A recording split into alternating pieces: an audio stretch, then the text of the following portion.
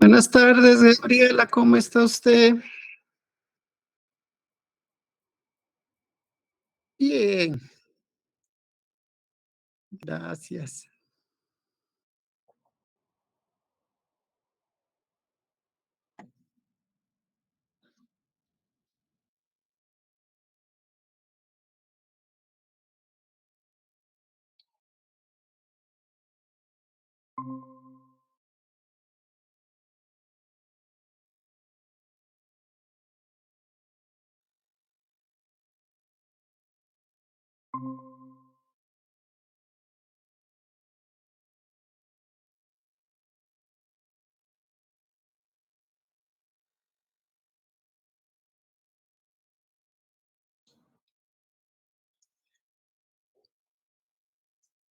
Ya empezamos en un momentito, nada más terminen de entrar.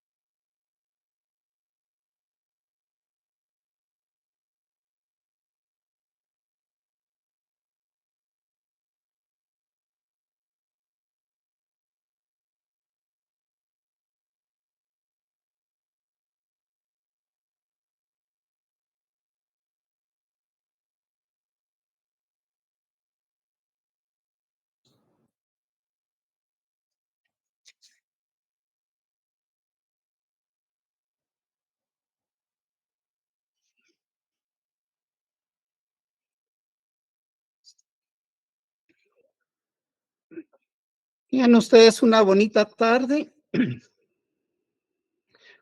Hoy vamos a platicar de algo un poquito más, ¿qué les digo? Un poquito más evidente, un poquito más tangible, como son las conexiones neuronales.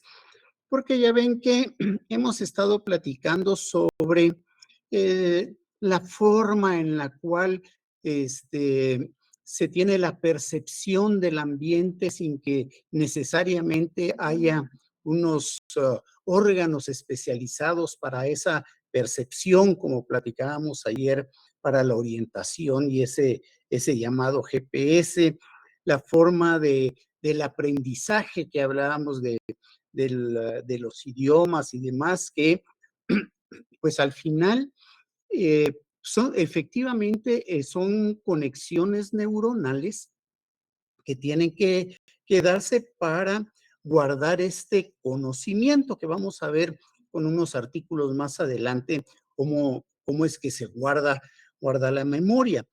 Pero este, esas conexiones neuronales que se están dando no son permanentes, porque además recordemos que las neuronas a partir de, pues ya más o menos a partir de la edad de ustedes, empieza una muerte neuronal de alrededor de 12 a 15,000 neuronas diarias, diarias, diarias, diarias, diarias. Y entonces las conexiones que hemos hecho para el aprendizaje de X o Y circunstancia, dependiendo de las neuronas que hayan hecho esas conexiones, pues vamos a guardar esa memoria en función a esas conexiones y como vamos a ver más adelantito también en base a síntesis de proteínas. Pero al final esto va siendo efímero si no se están reactivando esos recuerdos para realizar nuevas conexiones neuronales cuando se van perdiendo a consecuencia de la muerte de las neuronas. Pues entonces, vamos a ver ahora un par de artículos en donde uno es, si se quiere, más bien un relato histórico sobre la el descubrimiento de los neurotransmisores y los receptores de los neurotransmisores, que eso fue, y pues, hijos, hace más de un siglo.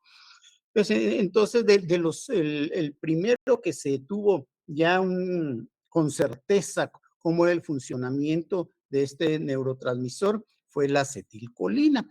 Y entonces, vamos a, vamos a ver un poquito sobre cómo es que funciona esta acetilcolina. Tiene un artículo de hace algunos años que, como les digo, es más bien una cuestión histórica de cómo se ha ido dilucidando esta cuestión de los neurotransmisores.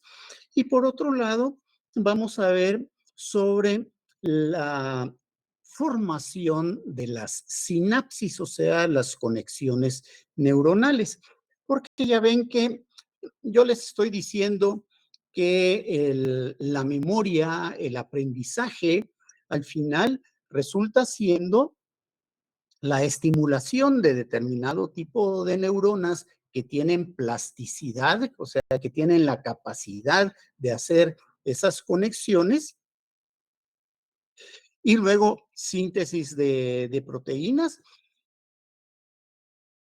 pero hay cuestiones que, por ejemplo, cabría la pregunta si tenemos que aprender a ver, si tenemos que aprender a oír, así como en el artículo que muy bien nos presentó Dulce sobre si aprendemos un idioma, la entonación de ese idioma, cómo lo aprendemos y demás, pero veíamos que para esto de los idiomas, esa plasticidad de la formación de las conexiones neuronales se pierde con la edad.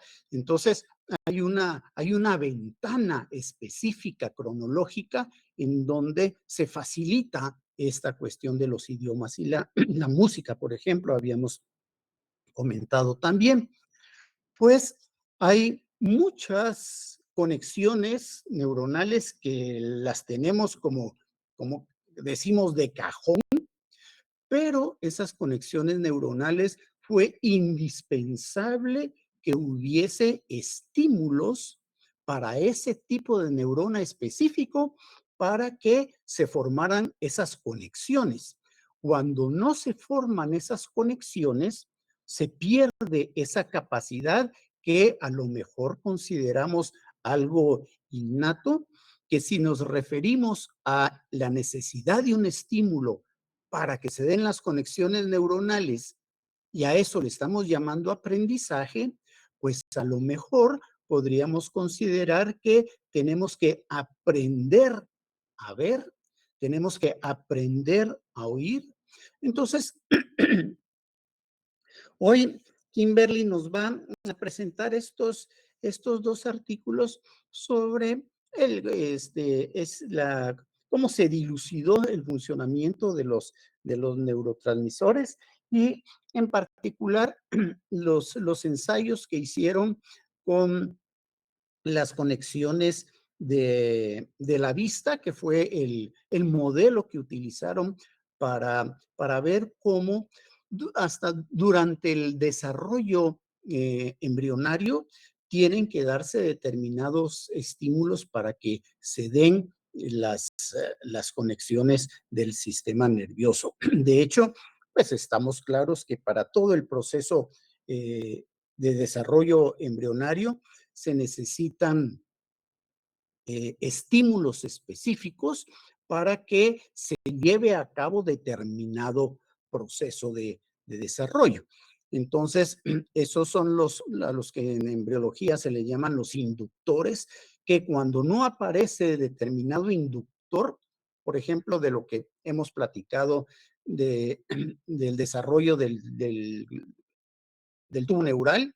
Si no se desarrolla el notocordio, no se desarrolla el tubo neural. Si no se desarrolla la lámina procordal, no se desarrolla el notocordio. Entonces, esos son órganos inductores para el desarrollo de órganos posteriores. Pues con el sistema nervioso, cuando se está armando esa intrincada conexiones de billones y billones de neuronas, pues tienen que darse determinados estímulos para que puedan darse esas conexiones. Pues entonces, eso vamos a platicar ahora sobre estas conexiones neuronales y sobre los neurotransmisores. Bien, Kimberly, estamos para oírlas con toda la atención del mundo. Bueno, está bien. Solo Dulce me va a hacer el favor de compartir porque estoy teniendo unos problemas de conexión, pero ahorita. Okay. Bueno, pues sí, yo les voy a hablar un poquito sobre dos artículos y pues el artículo del que les voy a hablar primero es sobre, explica la formación de la sinapsis durante el desarrollo del cerebro. Y pues durante mucho tiempo se ha discutido si realmente los genes controlan todos los aspectos de la maduración de las neuronas, ¿verdad? Y pues hay estudios que han demostrado que la actividad típica del cerebro inmaduro podría originar conexiones anormales. Entonces, siguiente diapositiva. Gracias. Entonces, actualmente se ha observado que la actividad cerebral no se limita a influir en el desarrollo de la sinapsis. Los potenciales de acción llegan a ser esenciales para determinados aspectos del desarrollo y con esto se ha demostrado que cuando se impide que las neuronas en desarrollo generen potenciales de acción, los sacos del axón, los cuales establecen la sinapsis, se congelan en un estado inmaduro y detienen el crecimiento y no establecen nuevas sinapsis, ¿verdad?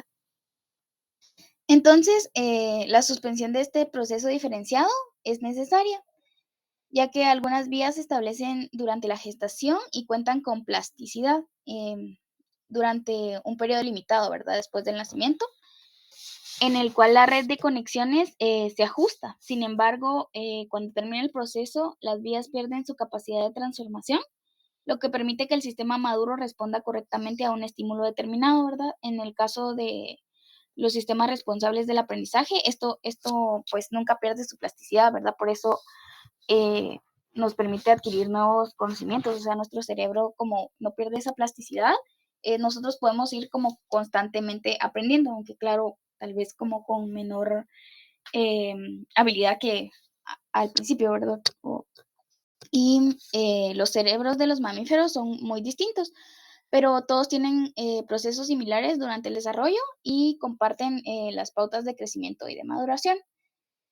Em, es la fase temprana de la gestación en donde varias células se acoplan para formar el tubo neural, em, el cual se constituye de dos capas y asociaciones de células, las cuales son las partes especializadas del cerebro maduro, ¿verdad? Entonces, cuando las células están organizadas en grupo, se diferencian en prolongaciones de su cuerpo celular y estas prolongaciones son el axón y varias dendritas, ¿verdad? Aquí podemos ver en esta imagen el axón y las dendritas de las neuronas. El axón tiene un crecimiento de decenas de centímetros y se asocia con la transmisión de las señales, mientras que las dendritas son más cortas y son las receptoras de las señales.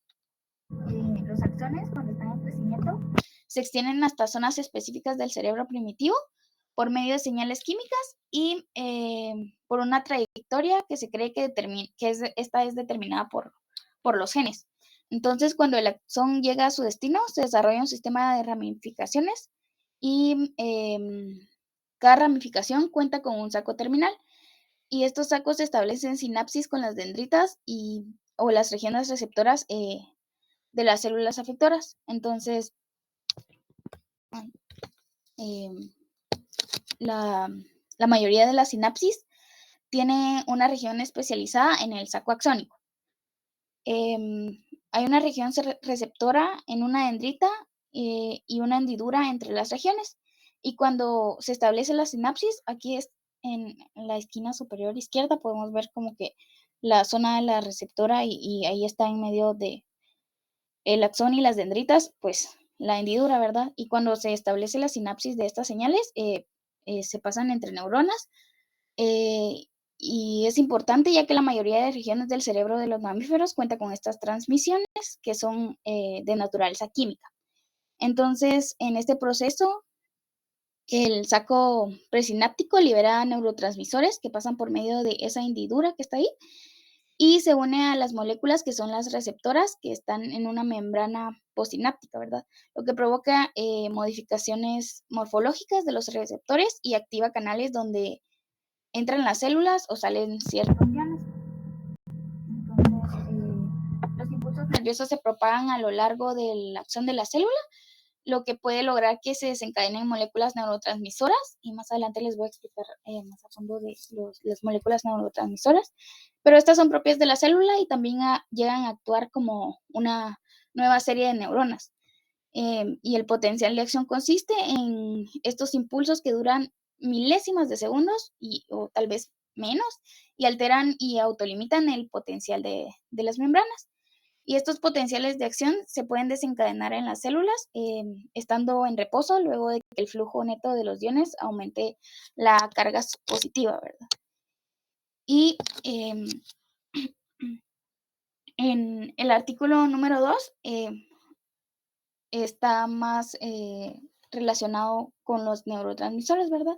Lleva el nombre de química de las comunicaciones cerebrales y pues habla de cómo la actividad del cerebro está regulada por el intercambio de neurotransmisores y receptores y nos cuenta un poco sobre el esclarecimiento de la estructura de los receptores y cómo es su dinámica de activación, ¿verdad? Como les mostré en la diapositiva, como está la hendidura y ahí están los receptores, ¿verdad? Entonces, em, pues este artículo habla de cómo se arrojó una nueva luz sobre cómo estos receptores funcionan y cómo es su acción con los fármacos. Entonces, podemos empezar diciendo que es un neurotransmisor. Entonces, un neurotransmisor es aquella sustancia química que genera nuestro cerebro y cumple la función de mensajero, es decir, se encarga de transmitir señales de una neurona a otra y estas señales son conocidas como impulsos nerviosos. Y como sabemos, pues el cerebro se compone de neuronas y estas poseen la propiedad única en el organismo de formar una red discontinua por medio de múltiples prolongaciones finas y ramificadas, que son las dendritas y los axones. Aquí tenemos una neurona con sus dendritas y sus axones. Entonces, el artículo habla de cómo el cerebro se comunica con otras partes del cuerpo usando sustancias químicas que anteriormente mencioné y son los neurotransmisores. Y estas sustancias viajan por un espacio muy pequeño, que ahí podemos ver cómo el axón de la dendrita se une con, de la neurona, perdón, se une con las dendritas de otra neurona y crea ese espacio de la sinapsis, ¿verdad? Pero estos espacios son pequeños entre las células del cerebro y pues se llaman sinapsis. Y cuando los neurotransmisores llegan a una sinapsis, se unen a una molécula especial que está en la membrana de otra célula. Y esta se llama receptor. Y el receptor es como una llave que abre puertas para que pasen átomos con cargas eléctricas, que se llaman estos átomos iones, ¿verdad? Y así se produce una señal eléctrica, que hace que la célula haga algo, como mover un músculo o recordar algo. Entonces, em, otra cosa bastante interesante que nos cuentan en este artículo es, por ejemplo, cómo las sustancias naturales pueden imitar o bloquear el efecto de los neurotransmisores, ¿verdad?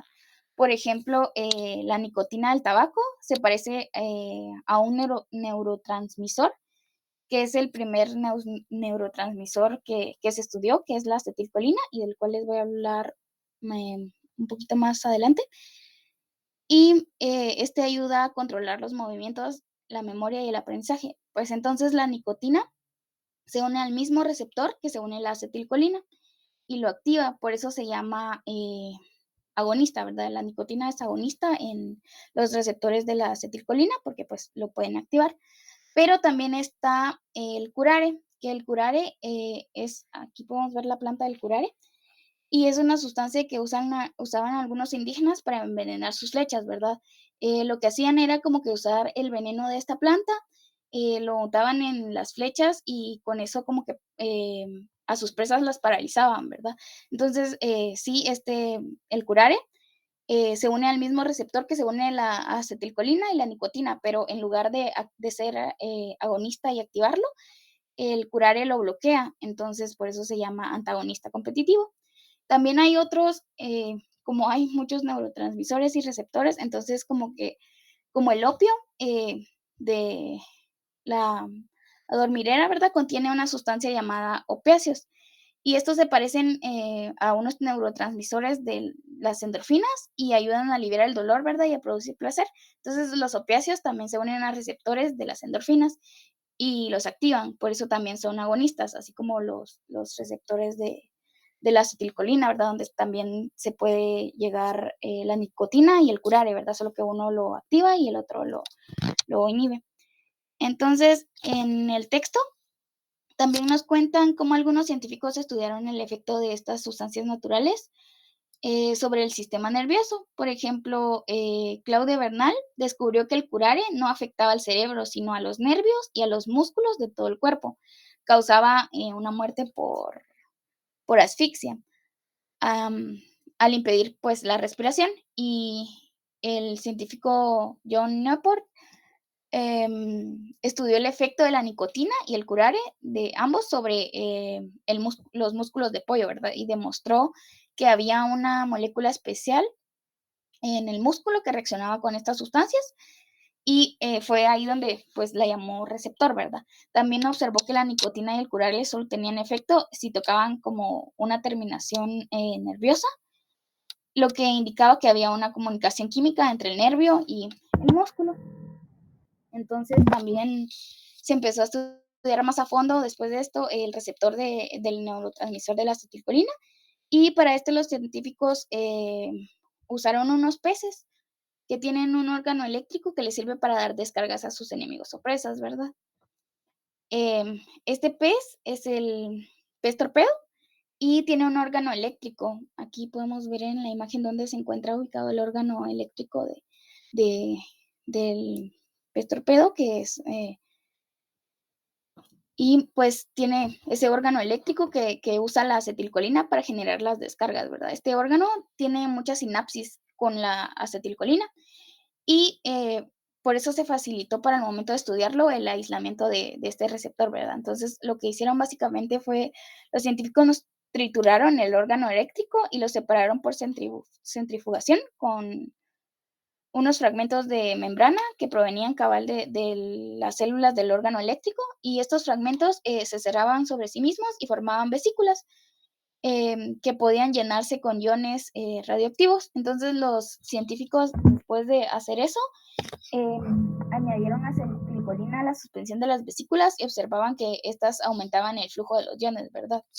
Lo que indicaba que ahí estaba presente el receptor, porque al agregar la acetilcolina, pues estaba el receptor que aumentaba el flujo de los iones y esto funcionaba, ¿verdad? Entonces, después el efecto de la acetilcolina cuando también como en el experimento vieron como lo del curare, ¿verdad? Entonces agregaron curare y vieron como que se bloqueaba la acetilcolina con el curare. Entonces, que esta sustancia se unía al receptor, pero en lugar de que el canal de receptor se abriera, este se cerraba, ¿verdad?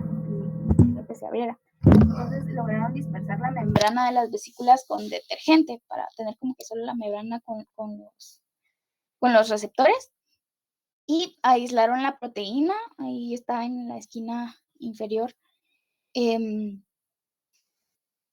em, ¿qué? Derecha. Y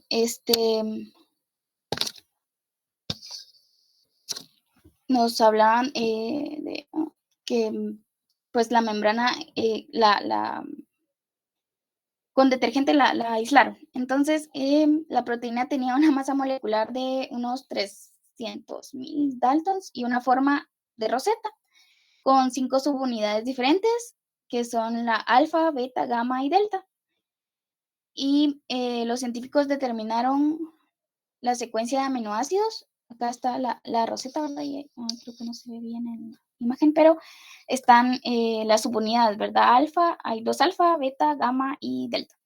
Entonces, determinaron la secuencia de aminoácidos de cada subunidad y descubrieron que tenían una estructura similar con 4 segmentos hidrófobos que atraviesan la membrana y 2 dominios hidrófilos que estaban en los extremos. El sitio de unión de la acetilcolina estaba en el dominio hidrófilo y del extremo del amino, y la subunidad alfa y el canal iónico estaban formados por segmentos hidrófobos de la M2 en cada subunidad. Aquí en estas imágenes podemos ver la roseta y están pues las subunidades que les mencioné, ¿verdad? Las alfa, las beta, las delta y las gamma. Aquí hay como un corte de la proteína donde se puede ver que hay unos pequeños hendiduras en las subunidades alfa donde está la acetilcolina, ¿verdad? Y acá hay otro cortecito pequeño, digamos, de la proteína donde se puede ver que ahí en las unidades alfa está la acetilcolina. Entonces, básicamente el artículo nos cuenta un poco sobre cómo se descubrió el primer receptor de los neurotransmisores, que es el de la acetilcolina, y que se encuentra en el músculo y en el órgano eléctrico de algunos peces, ¿verdad? Como el pez torpedo. Y este receptor tiene un sitio de unión para la acetilcolina y el canal iónico que permite el paso de los iones sodio, potasio y calcio.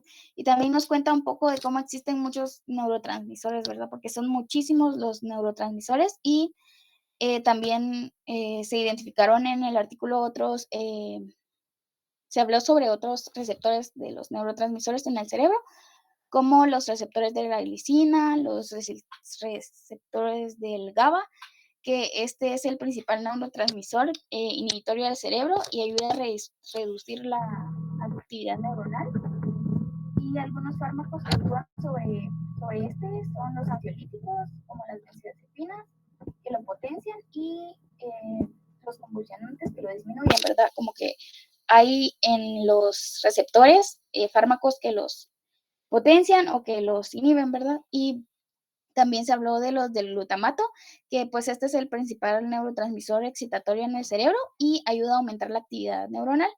Y hay fármacos que actúan sobre el glutamato, como los neuroprotectores, como la mematina, y lo bloquea, y los excitotóxicos, creo que incrementan, y estos tienen una estructura similar al receptor de la acetilcolina, ¿verdad? Pero que difieren en sus subunidades, sus propiedades farmacológicas y su distribución en el cerebro.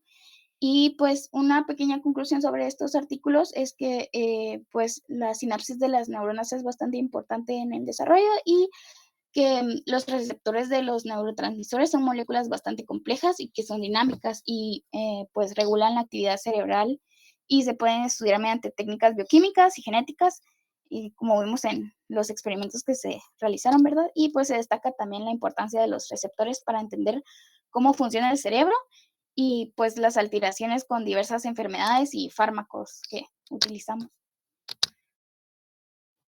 Y,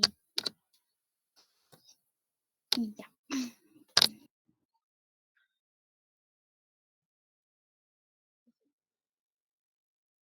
Ujú.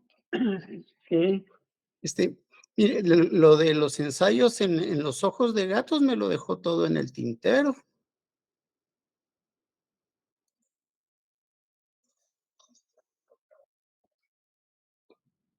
Y es que fíjense que nosotros hacíamos una, dígame, Kimberly.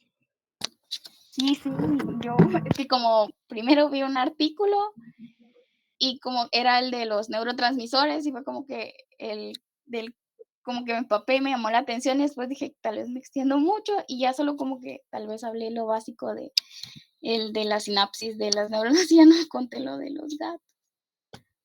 Sí, pues fíjense que, efectivamente nosotros hacíamos una práctica basada en esta estimulación que se tiene que dar para que se puedan realizar las conexiones neuronales. Por eso les decía que para el aprendizaje, pues lo que se requiere es un estímulo que genere esas conexiones neuronales.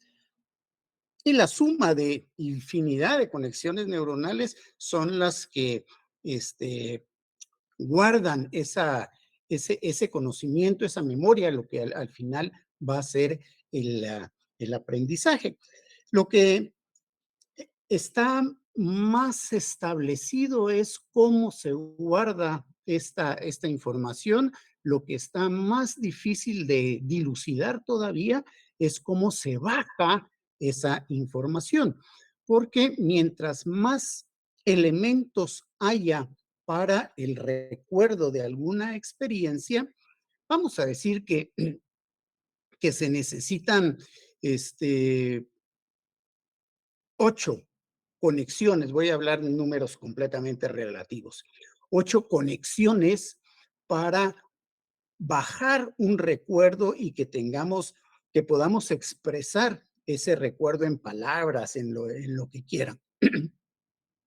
Pero entonces, si yo solo oí algo de eso, puede que tenga esas 8 conexiones, pero si además de verlo, además de oírlo, lo vi, hice 16 conexiones.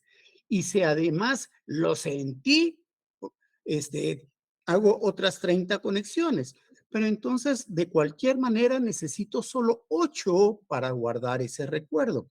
Pero si hice 30 conexiones, voy a tener mucha más facilidad de poder guardar de bajar ese recuerdo porque tengo 30 opciones para hacer esas 8 conexiones. Entonces, de esa forma es que guardamos los recuerdos. Por eso es que, por ejemplo, cuando se les pide a ustedes que vean algo en el microscopio, van y, ya lo vi, y se van. Si no oyen la explicación de lo que hay allí, ahí ya con la explicación van otras 15 conexiones. Si además se les dice que esquematicen lo que están viendo en el microscopio.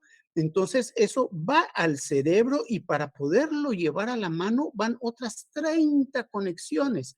Para poderlo esquematizar con la forma en la cual están viendo ustedes eso en el microscopio, van otras 50 conexiones. Entonces, van a tener ustedes 100 opciones para poder hacer esas 8 conexiones que necesitan para bajar ese recuerdo. Entonces, por eso, mientras más experiencias tengamos sobre un evento en particular, pues va a ser más fácil que podamos nosotros bajar ese recuerdo, porque claro está, nosotros tenemos una infinidad de recuerdos archivados, pero lo difícil es organizarlos y bajarlos. Pues entonces, con esto de la visión, y igualmente sucede con el sonido. Lo que pasa es que con el sonido lo difícil es la parte experimental de poder aislar completamente a un individuo de sonidos. Es mucho más fácil poderlo aislar de fotones de la visión. Pues entonces, con la visión es necesario que se dé un primer estímulo para que se lleven a cabo las conexiones neuronales. Si no se da ese estímulo visual, en determinado momento, que es una ventana muy corta, en cada especie va a ser distinto, entonces ya se hacen rígidas las conexiones neuronales y entonces ya no se hacen esas conexiones.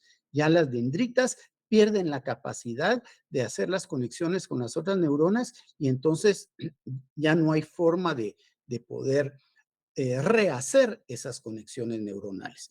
Entonces, pues nosotros en la práctica, que pues en ese entonces lo que nos sobraban eran gatitos, entonces teníamos gatos a los que se les privaba de la luz en determinado momento cuando empiezan a abrir los ojos, a otros se les daba el estímulo de luz y después se les privaba nuevamente, pues entonces los que quedaban privados, aunque después se le abrieran los ojos, ya no tenían la capacidad de hacer las conexiones neuronales. Entonces, hay una ventana para esas conexiones que es muy precisa en el tiempo. Y si esa conexión ya se dio, aunque se le suprima ese estímulo de la luz después, ese gatito ya iba a poder ver sin ningún problema. Pues entonces, estos estímulos son necesarios. Aparentemente es exactamente igual con el sonido. Si no hay sonido en determinado momento que existe esa plasticidad neuronal, pues entonces no se hacen las conexiones. Lo que pasa es que está muy difícil aislar un individuo del 100% de ondas sonoras. Entonces, eso está más difícil. Lo mismo sucede con el olfato. Con el gusto, no conozco algún estudio en ese sentido, pero sí del olfato, el oído y la visión. Lo que es muy difícil experimentalmente es aislar a un individuo de estímulos olfatorios y aislar a un individuo de estímulos auditivos, como si está muy fácil aislarlo de, de- de estímulos visuales. Bien, bien, vamos a ver unas cositas que tenemos pendientes todavía,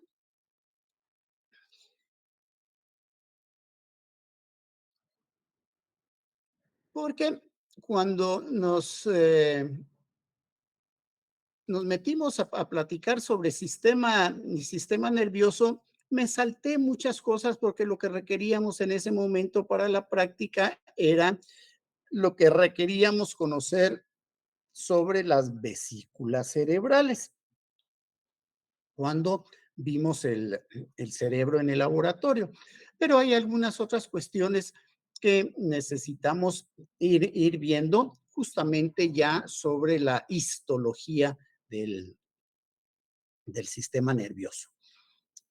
A ver, un bonito para el lunes, que no, no tenemos bonos.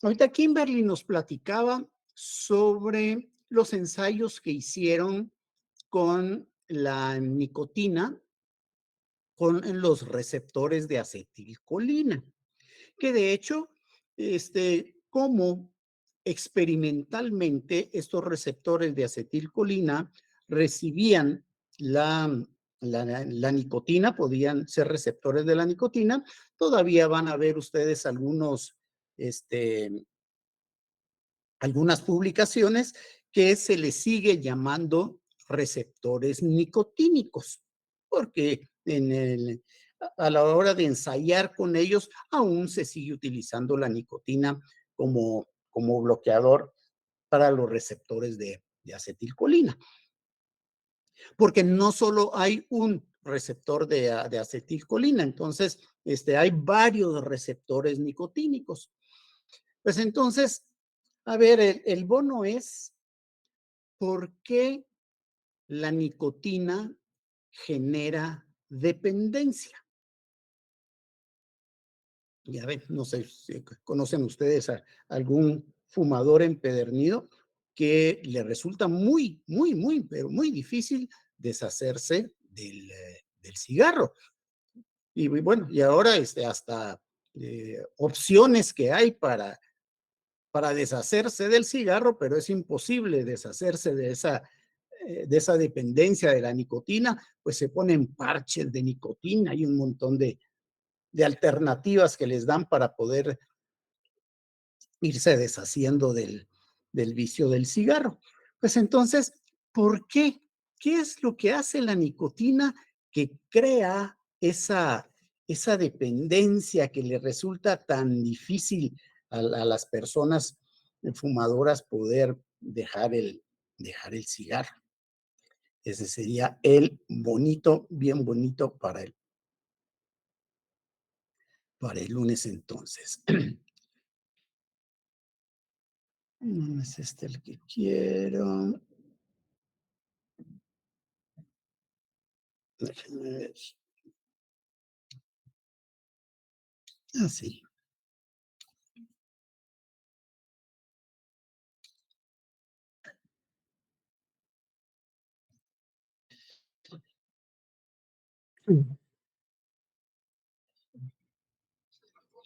Bien, fíjense que aquí tenemos todos los tipos, bueno, algunos tipos de encéfalos, desde peces, anfibios, reptiles, etcétera, etcétera. Y si vemos, en realidad la estructura cerebral es prácticamente la misma. Todos los derivados que vamos a tener ahorita si se recuerdan ustedes de las vesículas cerebrales, que teníamos el rombencéfalo, el mesencéfalo y el prosencéfalo, pues entonces esas vesículas son básicamente las mismas en toda la estructura cerebral en los vertebrados. Lo que va a ir variando fundamentalmente va a ser las proporciones. Pero además, si vemos las proporciones, por supuesto, las vesículas telencefálicas son las que más van a variar. Entonces, por ejemplo, en mamíferos las proporciones de las vesículas telencefálicas son las mayores, pero si vamos viendo entonces que van disminuyendo las vesículas telencefálicas, proporcionalmente las otras vesículas resultan ser más importantes. Entonces, esto nos dice que si hacemos un paralelismo de las funciones que tiene, por ejemplo, nuestro cerebelo, esas mismas funciones van a tener con otros organismos, ese cerebelo, lo único es que la dominancia que tiene el cerebelo en relación a la dominancia que tiene nuestras vesículas telencefálicas, pues en los animales es mucho mayor. Pues entonces, todo esto habíamos platicado de cómo se origina el tubo neural y todo esto. Y algo importante aquí del tubo neural es la forma en la cual va a ocurrir la histogénesis de los distintos tipos de células nerviosas. Entonces, vamos a agarrar este tubo neural y vamos a partir una sección del tubo neural y vamos a tener esto. Aquí tenemos esta sección del tubo neural y entonces vamos a tener esta pared del tubo neural. Entonces, han visto ustedes, aunque vamos a ver algunos artículos más adelantito, ahorita no recuerdo a quién les tocó, pero son unos artículos preciosísimos sobre la reparación de el sistema nervioso central, bueno, y reparación del sistema nervioso periférico, que eso, el sistema nervioso periférico tiene algunas condiciones para que pueda darse esa reparación, porque pues al final las neuronas son células tan especializadas que pierden su capacidad reproductiva. Pues entonces, en el tubo neural vamos a tener aquí la porción ependimaria, que va a ser la que está contigua al epéndimo. El epéndimo es el agujero del tubo. Esta porción ependimaria es la única porción en donde hay división celular. Entonces, estas células que se están dividiendo aquí, que sería donde están las células madre, se van a ir corriendo hacia la región del manto. La región del manto es esta porción intermedia del tubo neural, que es en donde se va a dar la especialización celular. Entonces, esta especialización celular, vamos a tener, ahorita voy a hablar de algunas, más adelante voy a hablar de las distintas morfologías de neuronas y todo lo que hay.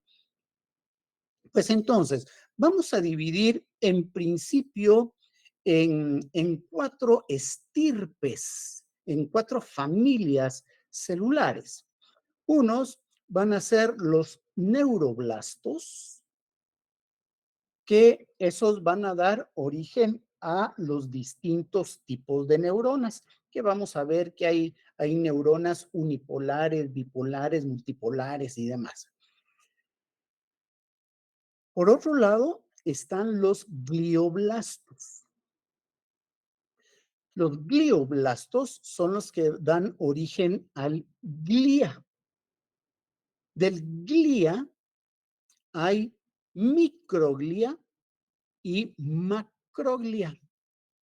Entonces, las células de macroglia se van a originar a partir de estos glioblastos, que estos glioblastos se van a dividir en dos tipos celulares. Uno van a ser los astroblastos y otro van a ser los oligodendroblastos. Luego, los astroblastos van a dar origen a los tipos de astrocitos, que hay varios. Los más importantes son los astrocitos protoplasmáticos, que vamos a ver que estos astrocitos protoplasmáticos cumplen una función fundamental en la nutrición de las neuronas del sistema nervioso central, y los astrocitos fibrosos, que los astrocitos fibrosos van a formar parte del tejido conectivo que en buena medida estos astrocitos fibrosos son los responsables de que cuando haya algún daño, alguna lesión cerebral, estos astrocitos fibrosos inmediatamente empieza una reproducción aceleradísima y empiezan a cerrar los espacios que fueron dañados por ese incidente, sea el que sea. Entonces, en los sitios en donde a consecuencia de ese trauma se perdieron conexiones neuronales, empiezan a acuñarse, a meterse allí en la lesión estos astrocitos fibrosos a modo de tejido cicatrizal y entonces esto lastimosamente impide que pudiese recuperarse alguna reconexión entre las neuronas, porque si ven ustedes, por supuesto, si tienen una lesión en una mano, en un brazo, lo que sea, y se cortan una neurona, siempre y cuando haya este, oligodendrocitos, vamos a ver eso ahorita más adelante, puede haber recuperación de esos axones. Pero una vez estos astrocitos fibrosos se interponen en esos espacios, pues entonces ya se pierde la capacidad de poder rehacer las conexiones neuronales. Vamos a ver un poquito más en detalle con estos artículos, que ahorita no recuerdo a quién le tocaron, pero vamos a ver cómo es eso de la reparación del sistema nervioso.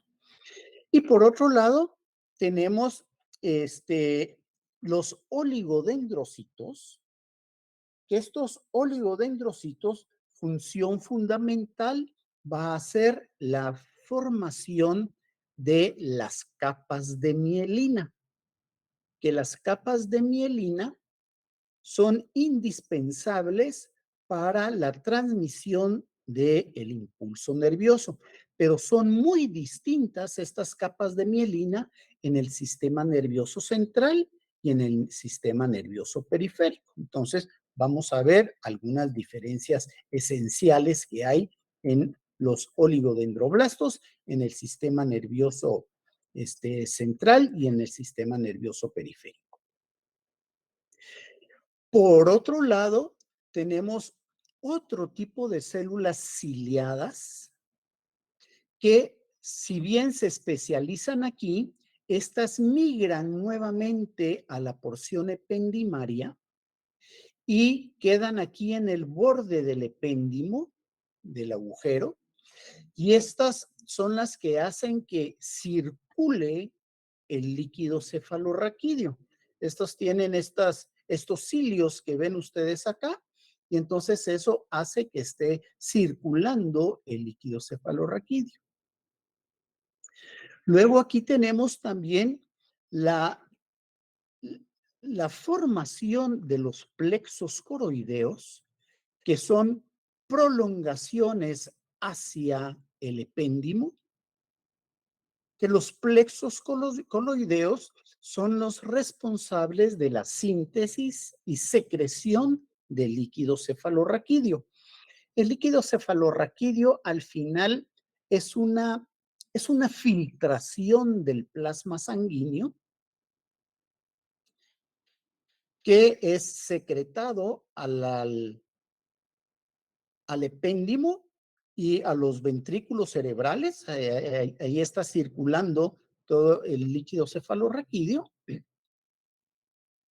Y la movilidad de este líquido cefalorraquídeo es responsabilidad de estas células ependimarias. Por otro lado, vamos a tener un tipo de célula muy especial porque son células nerviosas únicas que no derivan de ectodermo.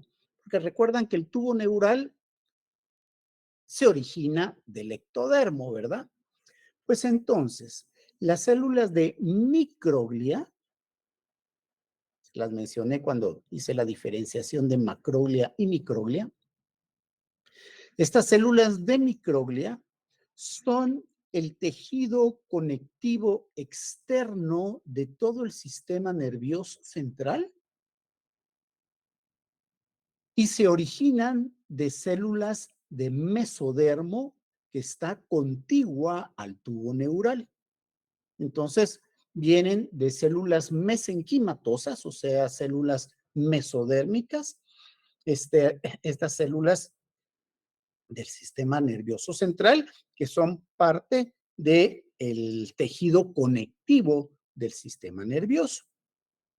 Vamos a ver más adelantito la anatomía de un nervio para que veamos cómo es eso.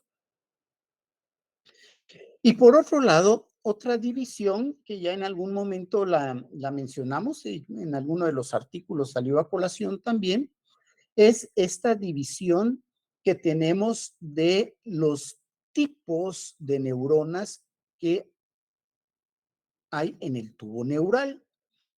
Entonces, estamos claros que este tubo neural, cuando nos vamos acercando a la porción cefálica, pues esto va creciendo esta pared, va creciendo esta pared, va creciendo esta pared, se va contorsionando, pero no deja de ser un tubo, ¿sí? O sea, tendrá contorsiones y tendrá paredes más gruesas, paredes más delgadas, pero sigue siendo un tubo.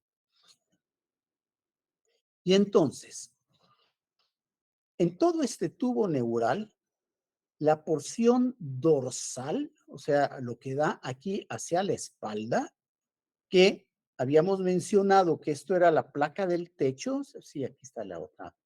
Ah, se las había mencionado, pero con esta imagen. Esta es la placa del techo. Esto acá esta es la porción alar del sistema nervioso central. O sea, esta es la porción sensitiva. Esta es la porción aferente, o sea, a la cual llegan los impulsos nerviosos. Y la porción basal, que sería esta de aquí abajo, donde está la placa del piso, esta es la porción basal.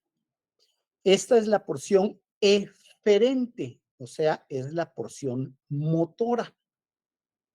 Entonces vemos que todo nuestro sistema nervioso está constituido, pues literalmente por un cableado, pero es un cableado. Estas son los axones. Aquí están los ganglios raquídeos. Los ganglios raquídeos, ¿se recuerdan? Estos vienen de las crestas neurales. Es en donde conectan las células del sistema nervioso periférico con las células del sistema nervioso central. Y vamos a ver lo importante que son estas conexiones allí, porque ahí es en donde tenemos nuestras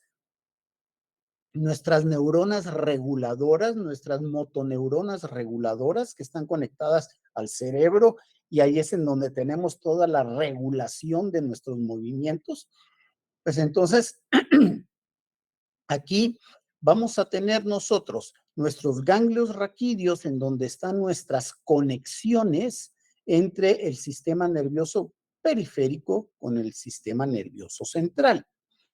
Entonces, podemos entender, habíamos visto esto, que si tenemos una lesión en esta porción de la médula espinal, pues entonces vamos a perder la sensibilidad de los nervios que estén llegando a esa porción de la médula espinal. Y si tenemos una lesión en la parte motora, pues vamos a perder la motricidad de los nervios motores que vienen a dar a esta porción de la médula espinal.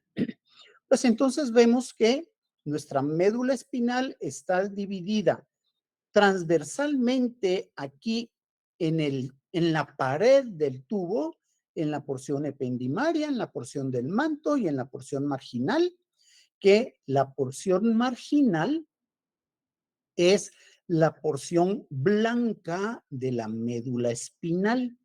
Y eso es porque aquí en esta porción marginal, todos los axones de estas células nerviosas que se especializaron aquí en el manto, los axones vienen a salir aquí, o sea, vienen a salir acá. Por eso es que esta porción es blanca, porque solo son axones. En cambio, la porción del centro de la médula, esta va a ser gris. Y eso es porque allí están todos los somas, o sea, los cuerpos celulares, esos son los somas. Bien, hasta aquí nos dio tiempo de platicar otro poquito de esto. Bien, entonces, estamos para el lunes a la hora normal de la clase de teoría, como siempre, la misma mecánica. Cualquier duda, cualquier cosa que tengan antes del examen, pues ahí me ponen un par de líneas ahí al correo. Bien, pues estamos, que tengan ustedes una bonita tarde, que estén muy bien. Gracias, feliz tarde. Gracias, feliz tarde.